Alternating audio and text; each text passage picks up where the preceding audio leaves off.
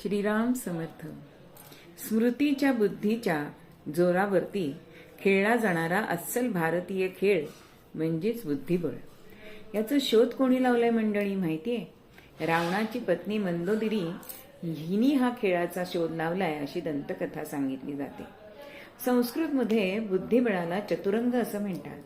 चतुरंग म्हणजे सैन्याची 4 दल: हत्ती दल, अश्वदल, रथदल म्हणजे उंटाचं आणि पायदळ म्हणजे प्यादी. तर उत्तरेकडे याला शतरंज असं म्हणतात. इंग्रजीमध्ये त्याला चेस असं म्हणतात. नाबवदंड असली तरी सुद्धा त्याची फोड ही सी म्हणजे कॅमल, एच म्हणजे हॉर्स, ई म्हणजे एलिफंट आणि सी म्हणजे सोल्जर, एस म्हणजे सोल्जर असंच सांगतात.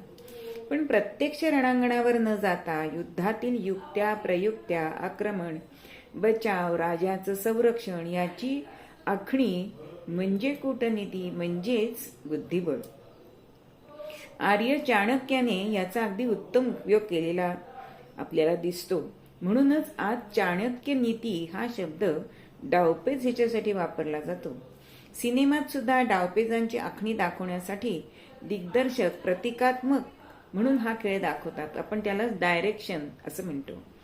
म्हणजे एखाद्याच्या मनात दुसऱ्यांच्या मध्ये भांडण लावायचं आणि तो सिगारेट पेटवताना जी काडी ओढतो ना ते डायरेक्शन, ही कूटनीती. पण रोज जगताना सुद्धा आपल्याला हे बुद्धिबळ खेळायला लागतंच. काही गोष्टी सहज घडतात म्हणजे प्यादी आपण हलवतो. काही गोष्टींना हत्तीच्या कामाने आपल्याला शक्तीने हे करावं लागतं. तर काही उंटाच्या तिरक्या चालीने, तर काही घोड्याच्या सारख्या दमदार आपल्याला ही गोष्टी कराव्या लागतात. आणि गरज वाटली तर शिष्टाई करण्यासाठी बुद्धिवान प्रधान हा आपल्या मदतीला असतो.